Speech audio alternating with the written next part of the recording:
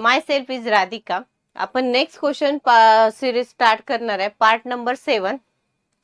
बघा, यामध्ये आपल्याकडे एक आपण गेम चेंजर बॅच लॉन्च केली आहे.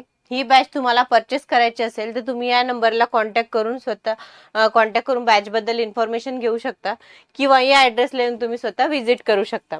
बघा, आता काय आहे, या बॅच मध्ये तुम्हाला टेक्निकल प्लस नॉन टेक्निकल पूर्ण सिलेबस इथे कव्हर करून देण्यात येईल. प्लस तुमच्या TCS आणि IBPS पॅटर्न नुसार जो कन्सेप्च्युअल आहे तो आपण इथे सिलेबस पूर्ण कव्हर करून देण्यात येईल. बघा, ही बॅच तुम्हाला परचेस करायची असेल तर तुम्ही या नंबरला कॉन्टॅक्ट करून बॅच परचेस करू शकता. बघा, फर्स्ट आहे rectangular section, centre of gravity आणि प्रेशर ऑफ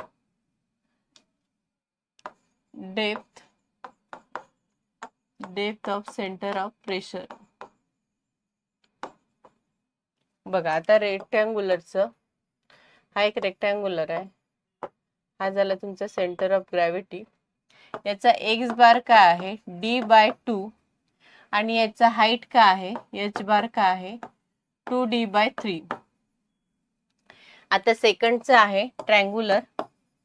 तुम्हाला हे आहेत भरपूर, पण याच्यात तुम्हाला जास्ती करून चार टॉपिकवरच क्वेश्चन विचारलेले आहेत.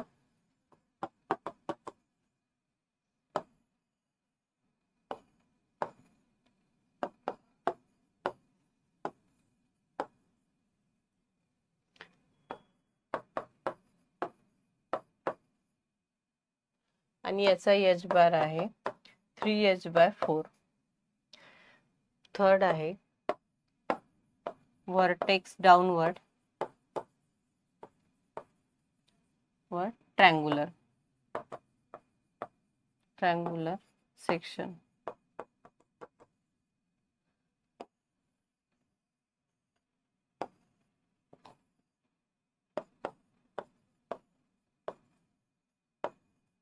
हा आहे h/3 आणि h बार आहे याचा h/2. फोर्थ आहे तुमचं सर्क्युलर.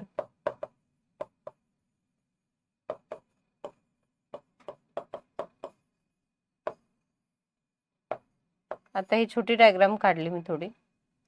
याचा आहे x बार D/2 आणि जो h बार आहे तो आहे तुमचा 5D/8. सर्क्युलरचा तुम्हाला हा क्वेश्चन भरपूर वेळेस विचारलेला आहे. परत इथे ट्रँग्युलरचा हा एक IMP आहे. हे दोन तर नॉर्मली विचारतेस, पण हा जास्त विचारलेला आहे आणि हा पण विचारलेला आहे. तर तुम्हाला काय करायचं, हे चारही पण करायचे आहेत. चारीवर पण कुठे ना कुठे तुम्हाला प्रश्न विचार. सेंटर ऑफ ग्रॅव्हिटी काय हे लक्षात ठेवायचं आहे. Depth of centre of pressure काय हे पण तुम्हाला लक्षात ठेवायचं आहे. आता बघा, यांनी आपल्याला काय विचारलेलं होतं की vertical triangular gate has is a one side free surface vertex downward. त्याचं वर्टेक्स जे आहे ते डाउनवर्ड आहे. Height of the gate is as depth of the centre of pressure. आता बघा, depth of centre of the pressure आणि vertex downward विचारले होतं. Depth of centre of pressure आपलं h/2 आहे. h/2 आपलं राईट आन्सर असणार आहे. बघा, नेक्स्ट आहे the velocity of liquid flowing the throat the divergent portion of the venturimeter. What is mean by venturimeter? म्हणजे आता व्हेंचुरीमीटरचं सपोज आता व्हेंचुरीमीटर जे आहे ते आपण कशासाठी मेजर करतो? डिस्चार्ज मेजर करण्यासाठी. Discharge measurement. आता यांनी काय विचारलंय, जो तुमचा वेलोसिटीचा जो फ्लो आहे तो डायव्हर्जन मध्ये कसा असतो? डिक्रीज असतो, इन्क्रीज असतो, कॉन्स्टंट असतो, ते विचारलंय. बघा, हे झालंय तुमचं व्हेंचुरीमीटर. हा झाला तुमचा लिक्विडचा फ्लो.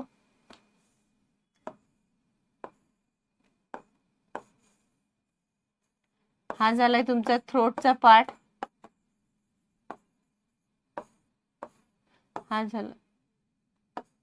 हा झालाय तुमचा कन्व्हर्जनचा पार्ट. हा झालाय तुमचा डायव्हर्जनचा पार्ट आणि हा झालाय तुमचा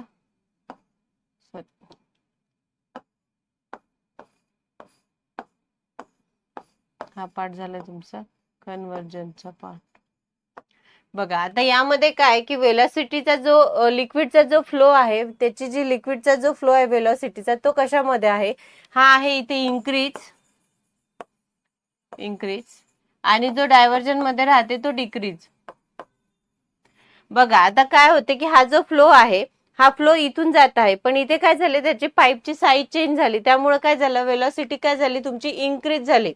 आणि इथे हा झाला थ्रोट, इथे झाली तुमची कॉन्स्टंट, आणि समोर येऊन काय झाली तुमची डिक्रीज काय झाली की त्याचा जो फ्लो आहे तो मोठा आहे. सपोज आता एखादा पाईप आहे, आपण पाईपला इथून समोरून बंद केलं सपोज, आणि मागून पाणीचा फ्लो चालूच आहे आणि एकदमच आपण सोडून दिलं त्याचं, म्हणजे जे असते काय म्हणते त्याला, सपोज आपण काय म्हणते त्या नळीला काहीतरी म्हटलेलं, आता मला आठवत नाही. तर सपोज आपण हा एरिया इथला ओपन करून टाकला तर काय होईल, फ्लो डिक्रीज होईल एकदम. म्हणजे फोर्स, म्हणजे जे वॉटर आहे किंवा कुठला पण लिक्विड असेल ते काय होतं, एकदम फास्ट मध्ये फ्लो व्हायला स्टार्ट होते. तर हे काय झालं तुमचं डिक्रीज. बघा तुम्हाला इथे वेंचुरीमीटर विचारलेला, वेंचुरीमीटरचं तुम्हाला हे विचारणार डायग्राम, म्हणजे डायग्राम बद्दल तुम्हाला काही विचारणार, ते करून जायचं आहे. डायव्हर्जन आणि कन्व्हर्जनचा एरिया का, म्हणजे हे का आहे, म्हणजे तिथं जो अँगल घेतलाय तो किती असते ते करून जायचं आहे. परत वेंचुरीमीटर कशासाठी यूज करतो आपण ते बघायचं आहे. तर आपला आन्सर असणार आहे डिक्रीज. बघा तुम्हाला व्हेंचुरीमीटर बद्दल जेवढं पण कन्सेप्ट आहे तो तुमचा क्लिअर असणं महत्वाचं आहे. आता मी तुम्हाला डायव्हर्जन आणि कन्व्हर्जन बद्दल सांगितलं, यामध्ये तुम्हाला इन्क्रीज काय डिक्रीज काय हे पण सांगितलं. परत तुम्हाला व्हेंचुरीमीटरचा कशासाठी मेजर करतो आपण, डिस्चार्ज मेजर करण्यासाठी व्हेंचुरीमीटरचा यूज करतो. नेक्स्ट आहे, in India which of the following is adopted as the standard recording rain gauge. Standard recording rain gauge आपण कशाला म्हटलेलं आहे, सायफन टाइप्स ऑफ रेन गेजलाच आपण स्टँडर्ड रेन गेज म्हणतो. स्टँडर्ड रेकॉर्डिंग रेन गेज हा जो आहे सायमन रेन गेज, हा काय आहे, नॉन रेकॉर्डिंगचा टाइप्स आहे. Non recording. आणि हे जे 3 आहेत हे काय आहे, तुमचे रेकॉर्डिंगचे टाइप्स आहेत. आता बघा तुम्हाला क्वेश्चन असा पण विचारू शकते, 4 ऑप्शन देणार आणि विचारणार की नॉन रेकॉर्डिंगचा टाइप्स कुठला आहे. कधी कधी विचारणार या टाइप्स मध्ये हेली एरियासाठी कुठला टाइपचा रेनगेज यूज करतो, म्हणजे आपण टिपिंग बकेट यूज करतो आपण कुठल्या, हिली एरियासाठी. म्हणजे तुम्हाला इथून भरपूर सारे क्वेश्चन तयार होऊ शकते. त्यामुळे ते काय विचारलंय तुम्हाला सांगताना मी काय सांगितलं की तुम्ही कन्सेप्ट थ्रू जा, जेणेकरून तुम्हाला 4च ऑप्शन विचारले असं नाही, ते 4 ऑप्शन देणार, तिथे काही पण विचारू शकणार, तर ते तुम्हाला माहिती असणं गरजेचं आहे. आपला आन्सर असणार आहे सायफॉन टाइप्स. नेक्स्ट आहे, blue baby disease is causes due to the presence of excess amount of flowing the pollutant in drinking water.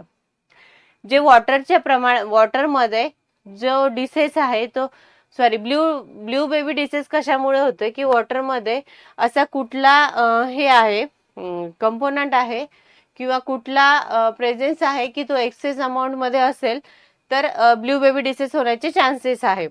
तर बघा फर्स्ट आन्सर आहे आपलं नायट्रेट. नायट्रेट काय आहे की सपोज नायट्रेटचं जे प्रमाण आहे हे तुमचं ड्रिंकिंग वॉटरमध्ये जास्त प्रमाणात झालं तर काय होते की ब्ल्यू बेबी डिसीज होण्याचे चान्सेस राहते. आता फ्लोराईडचं काय की फ्लोराईडचा कंटेंट जो आहे तो, सपोज फ्लोराईड आहे, हे फ्लोराईडचं कंटेंट वॉटरमध्ये जास्त झालं तर तुम्हाला डेंटल कॅव्हिटी होण्याचे जास्त चान्सेस आहे. कॅव्हिटी. आता बघा, आता तुम्हाला विचारणार परत, आता हे झालं याच्याबद्दल, परत यामध्ये तुम्हाला काय विचारणार की सपोज क्लोराईड कंटेंटचं तुम्हाला परमिसिबल लिमिट विचारणार, आपलं एक्सेप्टेबल लिमिट विचारणार, नायट्रेटचं विचारणार, फ्लोराईडचं विचारणार, परत पीएच व्हॅल्यू किती असते, आणि परत हार्डनेसची किती आहे, अल्कलिटीची किती आहे परमिसिबल लिमिट, हे यावरती तुम्हाला बरेच क्वेश्चन विचारलेले आहे. म्हणजे मॅक्झिमम क्वेश्चन या टॉपिकवर विचारण्याचं ते परमिसिबल लिमिट आणि एक्सेप्टेबल लिमिट विचारते. बघा त्यासाठी मी तुम्हाला एक चार्ट दिलाय, बघा परमिसिबल लिमिट आणि मॅक्झिमम लिमिट. आता बघा यामध्ये ऑर्डरचं विचारले आहे, टेस्ट काय, पीएच व्हॅल्यू किती असते, हा, टोटल डिझॉल्व सॉलिड, TDS म्हणजे काय, टोटल डिझॉल्व सॉलिडचं पण विचारणार. परत आणखी एक आहे, एक परमिसिबल, हा, टोटल डिझॉल्व सॉलिड विचारलं. हे बघा नायट्रेटचं विचारलेलं आहे, 45 आहे परमिसिबल, मॅक्झिमम नाहीये त्याची. फ्लोराईडचं पण विचारलंय 1 आणि 1.5. क्लोराईडचं पण विचारलंय, टर्बिडिटीचं विचारलं आहे, कॉपरचं विचारलेलं आहे, आणखी तुम्हाला झिंकचं पण विचारलेलं आहे. तर काय करायचंय तुम्हाला, हे 20च मॅक्झिमम 20 कंटेनवर तुम्हाला बऱ्यापैकी क्वेश्चन विचारलेले आहे. परमिसिबल लिमिट आणि मॅक्झिमम लिमिट तुम्हाला इथून करून जायची आहे ड्रिंकिंग ऑफ वॉटरची. याचा IS कोड लक्षात ठेवायचा आहे. आता नेक्स्ट बघणार आहे, the train may be classified as a mountainous train if the cross slope. बघा आता आधी आपण क्रॉस स्लोप बद्दल बघणार आहे. बघा रोलिंग साठी यामध्ये 4 पार्ट पडते. प्लेन साठी आहे 0 to 10%, रोलिंग साठी आहे 10 to 25%, 25%,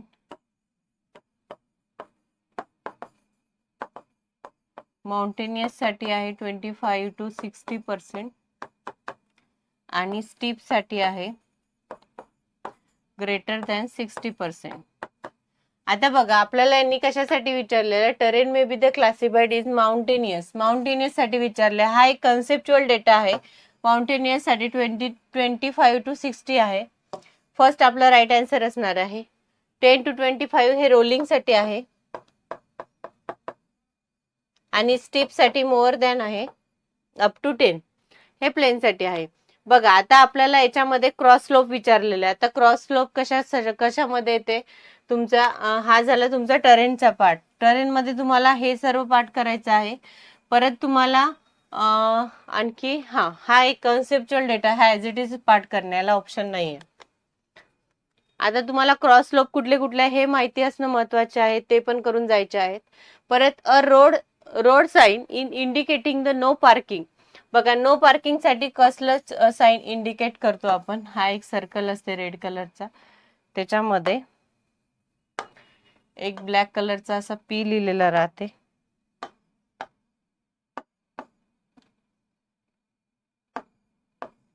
P लिहिलेलं राहते आणि त्याच्यावर असं एक रेड कलरचं, त्याच्यावर एक असा रेड कलरचा मार्क राहते. हे झालं तुमचं नो पार्किंगचं साईन. आता बघा मी तुम्हाला साईनचे डायरेक्ट तुम्हाला हे दाखवते, चार्ट दाखवते. बघा वॉर्निंग साईन काय आहे, तुमचे ट्रॅफिक दाखवते, ट्रॅफिकचं सिग्नल म्हणजे रेड कलर किंवा ग्रीनचं कलर, येलो कलर हे तुमचे कलर डिनोट करते. स्पिलवे रोडवे आहे, राउंडेड एरिया आहे, म्हणजे हे काय करते, वॉर्निंग देते तुम्हाला की समोर सपोज नॅरो ब्रिज असेल तर ते आधी तुम्हाला एक साईन दिलेलं राहते की समोर नॅरो ब्रिज आहे. मग आपण काय करतो, आपल्या गाडीचं स्पीड कमी करतो. नंतर समोर सांगते रोड राईट साईडला जाणार आहे, समोर टर्न होणार आहे, समोर रोड नाही म्हणजे राईट साईडला टर्न करेल, तर आधी ॲरो दिलेले राहते. हे काय देते की तुम्हाला एखादी सपोज मी ड्रायव्हिंग करत आहे तर ते वॉर्निंग देते की समोर काय आहे. नाहीतर आपली गाडी असेल 100च्या स्पीडमध्ये आणि आपल्याला ते वॉर्निंगचे बोर्ड नसेल तर ऍक्सिडेंट होण्याचे चान्सेस भरपूर राहते. तर त्यांनी काय दिलं आहे की वॉर्निंग साईन म्हणजे काय की तुम्हाला इथे वॉर्निंग दिलं आहे. सपोज तुमचा म्हणजे स्लोपिंग एरिया असेल, स्टीप एरिया असेल, तर डिपेंड करते की ते कुठले कुठले वॉर्निंग आहे. सपोज इथे स्कूल असेल, स्कूल क्रॉसिंग असेल तर तुम्हाला असं साईन दिले राहते. तर हे पूर्ण साईन तुम्हाला बघून जायचे आहे. बघा रेलचा रोड असेल तर हे साईन दिलेलं राहते, किंवा समोर रेल्वेचं म्हणजे रेल्वे पटरी आहे तर ते आधी साईन देते, म्हणजे तुम्ही तुमच्या गाडीचा स्पीड कंट्रोल मध्ये करू शकता. नेक्स्ट आहे बघा याच्यामध्ये पण आहे, राईट लेफ्ट साईडला आहे. पटलं आणखी पार्किंग, नो पार्किंगचं आहे. आणखी काय दिलाय तुम्हाला, बघा फोन आहे, ATM आहे, म्हणजे जे वॉर्निंग देते की पुढे काय, बघा पाईपचं आहे. आता परत आणखी कुठे दिलेलं आहे, जिथे मोबाईल यूज करायचा नसेल तिथे हा साईन दिलेला राहतो. नो पार्किंगचा आहे. बघ इथून सपोज तुम्ही म्हणजे तिथून डॉग अलाउड नाही करत ते समोर न्यायला, त्यासाठी आहे. सपोज एखादं हे असेल अभयारण्य वगैरे असेल समोर, तर हे काय करतंय, हे बघा असं साईन दाखवते की इथून म्हणजे या प्राण्यांपासून मदत येण्याचे चान्सेस खूप राहते. प्राणी कसं म्हणजे रोड असते, या साईडनी जाऊ शकते. आपली गाडी स्पीडमध्ये असेल किंवा टर्नचा एरिया असेल तर तिथे आधी साईन लावून दिलेलं असते की तुम्ही तुमच्या गाडीचा स्पीड कमी करू शकता. हे बघा हे साईन तुम्हाला पूर्ण करायचे आहेत. Road sign in indicating the no parking म्हटलंय, तर आपलं जे आहे मॅग्नेटरी साईन आपलं हे त्याचं आन्सर असणार आहे. वॉर्निंग साईन मध्ये काय, तुम्हाला पूर्ण इथे वॉर्निंग दिलेलं राहते. मॅग्नेटरी साईन मध्ये तुम्हाला असं हे सर्कल मध्ये दिलं राहते. इन्फॉर्मेटरी साईन काय आहे की तुम्हाला एखादा पेट्रोल पंप आहे किंवा एखादा हॉस्पिटल आहे, हे इथे तुम्हाला इथे इन्फॉर्मेशन दिली राहते. आणि स्टॉप साईन काय असते तुमचं हेक्सागोनल, याच्यात असं स्टॉप लिहिलेलं राहते. हे झाले तुमचे साईन. आता यावर बरेच क्वेश्चन विचारलेले आहेत. तुम्हाला हे पूर्ण साईन नेहमी म्हणजे 2-3 वेळेस बघितल्यावर ते तुमचे आपोआप पाठ होऊन जाणार. नेक्स्ट आहे equivalent factor of PCU for tractor. PCU चा फुल फॉर्म काय, पॅसेंजर कार युनिट. PCU चा आता बघा आपल्याला त्यांनी ट्रॅक्टर साठी विचारलंय. मी तुम्हाला एक चार्ट दाखवते. बघा हा एक कन्सेप्च्युअल डेटा आहे. तुम्हाला कन्सेप्च्युअल डेटा पाठ करावा लागेल, याला काहीच ऑप्शन नाहीये. Passenger car, tempo, auto rickshaw, agriculture tractor याच्यासाठी 1 आहे. बस, ट्रक, ट्रॅक्टर, ट्रेलर साठी 3 आहे. आपल्याला काय विचारलं होतं त्यांनी, ट्रक साठी विचारलेलं. ट्रक साठी किती आहे आपलं 3. बघा आता नंतर आहे सायकल रिक्षा 1.5, motorcycle scooter 0.5, horse drive vehicle 4, small bullet cart 6 आणि लार्ज बुलेट कार्ट मध्ये 8 येते. बघा हा चार्ट तुम्हाला पाठ करायचा आहे. परत तुम्हाला इन्व्हायरमेंट मधला तो परमिसिबल आणि मॅक्झिमम लिमिटचा आणि परमिसिबल लिमिटचा चार्ट पाठ करायचा आहे. बघा आता हा एक थोडा नॉन टेक्निकलचा बुक आहे. आपल्याकडे ई बुक आपण लॉन्च केलाय, याच्यात 5000 प्लस तुम्हाला क्वेश्चन आहे. आतापर्यंत जे तुमच्या TCSच्या ज्या एक्झाम आहेत त्या एक्झामचे पूर्ण पेपर यामध्ये अनालिसिस करून दिले आहे. त्यामध्ये मराठी, इंग्लिश, सामान्य ज्ञान आणि बुद्धिमत्ता चाचणी इथे तुमची कव्हर करून देण्यात येईल. आता बघा हे फक्त ओनली 10 रुपीज मध्ये आहे. हे बुक तुम्हाला परचेस करायचं असेल तर तुम्ही आपली इन्फिनिटी ऍप डाउनलोड करायची आणि तिथून तुम्हाला 10 रुपीजचं बुक हे परचेस करू शकता. हे बुक तुम्हाला नॉन टेक्निकल साठी रेफरन्स साठी खूप चांगलं बुक असणार आहे आणि ओनली 10 रुपीज मध्ये आहे. नेक्स्ट आहे in a 2-way slab with corner held down the bending moment coefficient are taken from which of the following codal provision. बघा आता त्यांनी काय विचारलेलं आपल्याला, 2-way स्लॅब साठी आपल्याला कोडल प्रोव्हिजन विचारलेलं आहे. आता 2-way स्लॅब साठी काय आहे आणि 1-way स्लॅब साठी काय, तसं तर आपण स्लॅब साठी RCC साठी 4, 5, 6, 2000 हा आपण RCC साठी यूज करतो. यामध्ये स्लॅब कॉलम आले. आता बघा यांनी टेबल नंबर 12 आणि टेबल नंबर 6 दिलेला आहे. तर टेबल नंबर 12 हा झाला तुमचा 1-way स्लॅब साठी, 1-way स्लॅब, आणि हा झालाय तुमचा 2-way स्लॅब साठी. बघा आणि हा 875 1987 नाही हा 82,000 असेल तर हा आपण लोड साठी यूज केलेला आहे का. आणि तुम्हाला मी याच्या आधी लास्ट क्वेश्चन मध्ये पण तुम्हाला एक चार्ट दिला होता मी IS कोडचा. बघा त्यात IS कोड दिलेला होता, तर हा IS कोड होता RCC साठी. बघा तुम्हाला हे 2 माहिती आहे, हा पण माहिती आहे की हा स्टील साठी दिला, तर तुम्ही इथे एलिमिनेशन मेथड यूज करू शकता. राईट आपला आन्सर असणार आहे D. Longitudinal friction coefficient value recommended by the IRC. आता बघा याच्यात विचारलेलं आहे लॉन्जिट्युडिनल फ्रिक्शन कोएफिशिएंट विचारलेला आहे.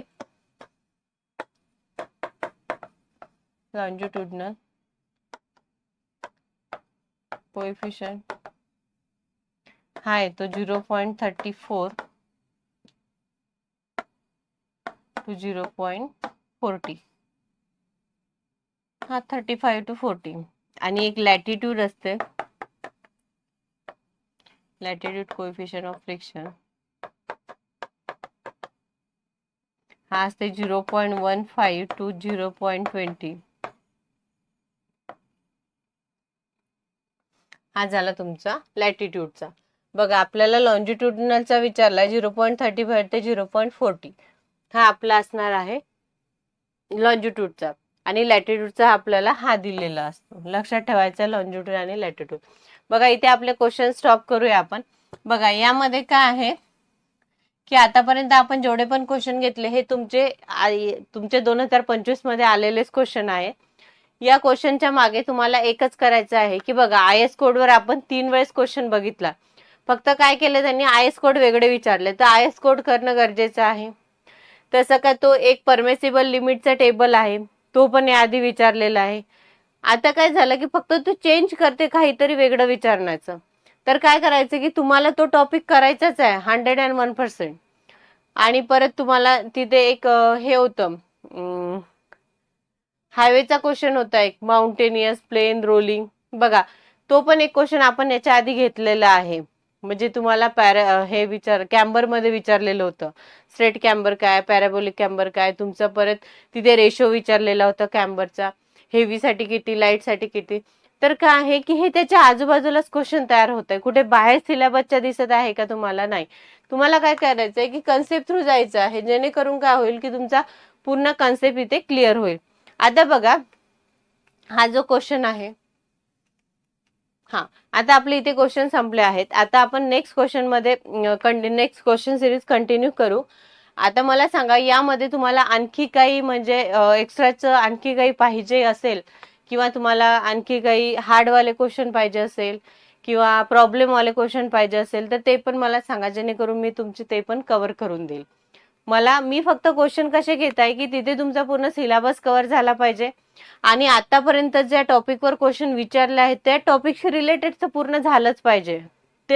तो टॉपिक करणं खूप महत्वाचा असतो. 101%. प्रश्न विचारून कुठं आज याच्यावर क्वेश्चन विचारला, नेक्स्ट टाइम दुसऱ्या टॉपिकवर विचारला, पण त्याच्याशी रिलेटेडच विचारणार. असं आउट ऑफ सिलेबस तर काही तुमचा पेपर निघत नाही. बरोबर.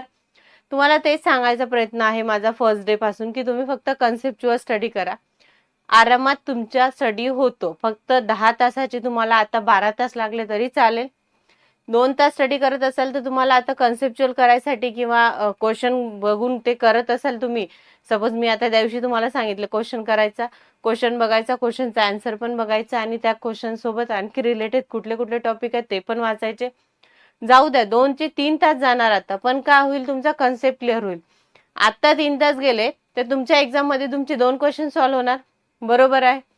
2 क्वेश्चन सॉल्व्ह झाले तर 4 मार्क्स मिळणार. इथे 0 पॉईंट समथिंग मार्क्सनी क्वेश्चन जातो आपला किंवा आपलं रँक जातो. तर काय होतं की तुमचे ते कव्हर होण्यासाठी तुमचा आता टाइम गेलेला कधी पण बेटर. चला, थँक्यू सो मच. आणखी काय असेल तर मला कमेंटद्वारे तुम्ही सांगू शकता. भेटूया आपण नेक्स्ट क्वेश्चन.